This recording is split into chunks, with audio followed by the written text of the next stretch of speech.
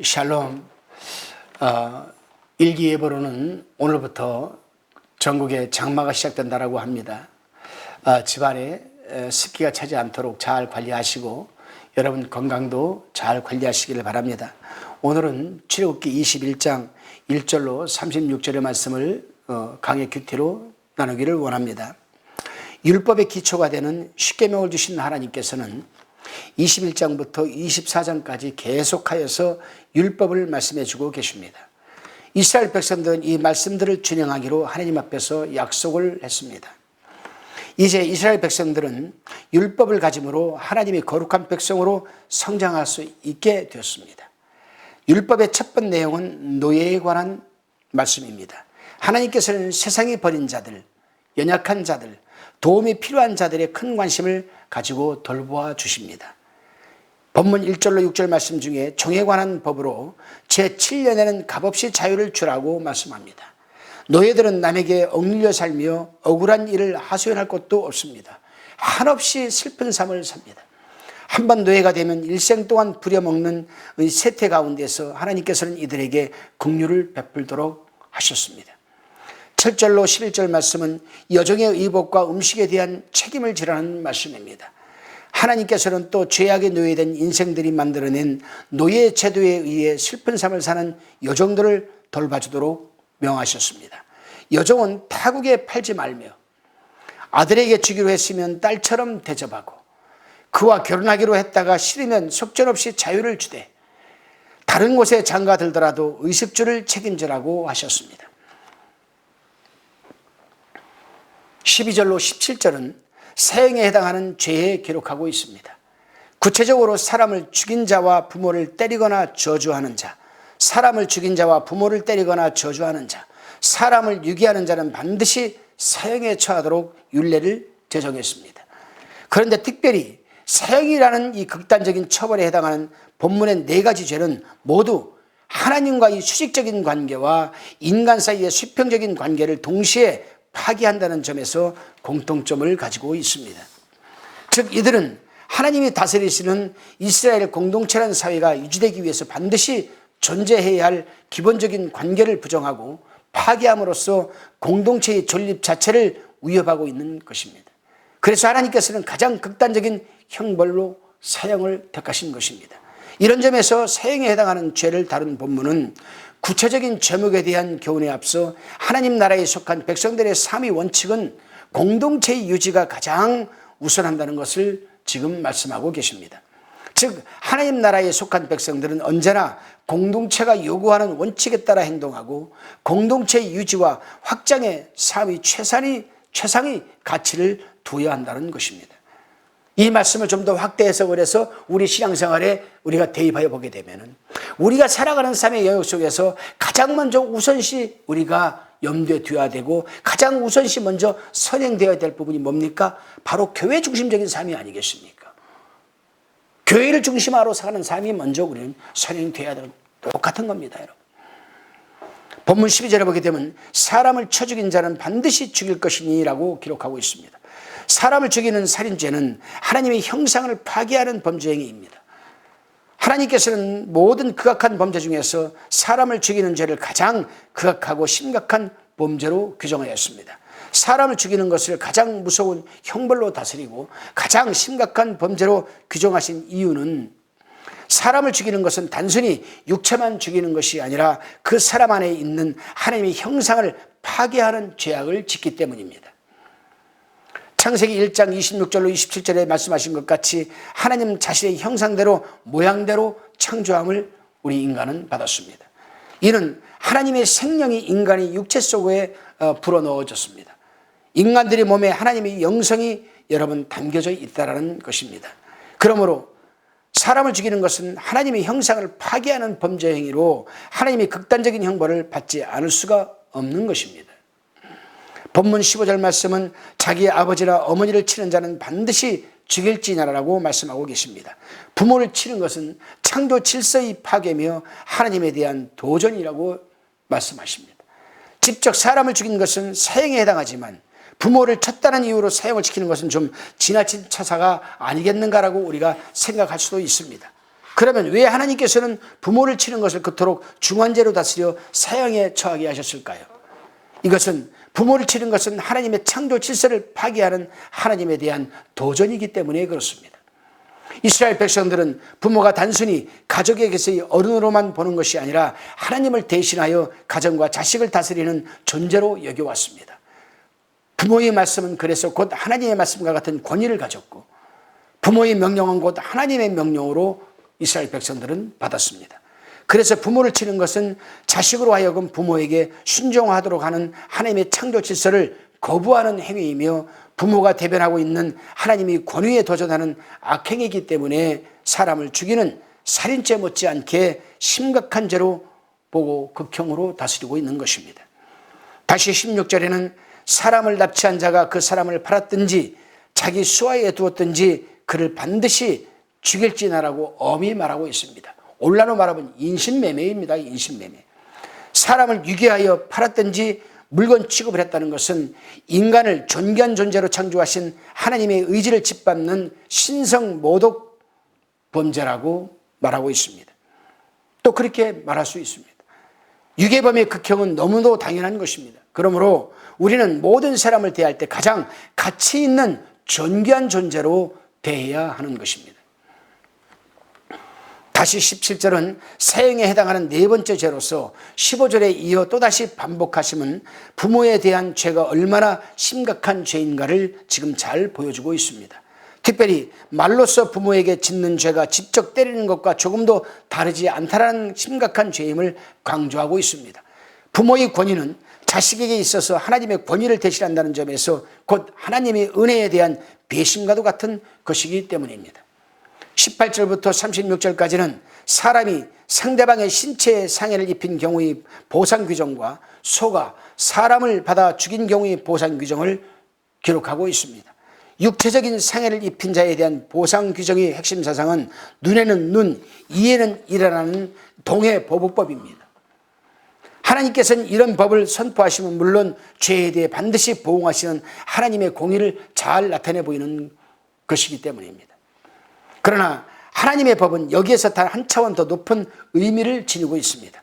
그것은 동해보복법이 범죄자에 대한 복수의 개념이 아니라 형벌을 통해 범죄의 재발을 방지하므로 그로 하여금 영원한 심판에 들게 하지 않으시려는 사랑에서 비롯된 것임을 우리는 알아야 합니다. 이런 점에서 하나님의 율법은 처음부터 범죄자에 대한 형벌의 개념이 아니라 구원으로서의 인도를 목적으로 한 사랑의 개념에서 출발한 것이라고 할 수가 있는 것입니다. 오늘 하루 여러분 동해보복법을 떠나서 주님이 하신 말씀 오른뺨을 치거든 왼뺨도 돌려 대주라. 무엇을 의미하는 겁니까? 참고 인내하는 것입니다. 무엇으로? 예수님의 십자가의 사랑으로. 왜요? 왜 그렇게 해야 합니까? 예수님이 그렇게 하셨기 때문에. 적어도 예수님의 판차를 쫓는 자들이라면 우리도 그 길을 따라야 되지 않겠습니까? 힘들겠지만 도저히 용서가 안 되겠지만 분노가 차오르겠지만 한 번 더 참고 인내하시고 인내와 사랑으로 극복하시는 하루가 되시기를 주님의 이름으로 축원드립니다. 기도하시겠습니다. 주님, 말씀의 귀중함을 깨닫게 하셨사오니 지킬 수 있는 능력을 주시고 어려운 자, 고난 가운데 있는 자, 연약한 자를 돌보며 함께 복된 삶을 이어갈 수 있는 은혜를 주옵소서. 또한 하나님을 대신한 존재를 부모로 주시고 이 땅에 부모를 통하여 보내시어 아버지 하나님의 뜻을 이루게 하신 것을 감사합니다. 섬기며 효를 다하는 자녀 되게 하시고 계명을 지킴으로 가정과 교회와 사회가 바르고 아름답게 지어져가는 복을 누리게 하여 주옵소서. 예수 그리스도의 이름으로 감사하며 기도하옵나이다. 아멘.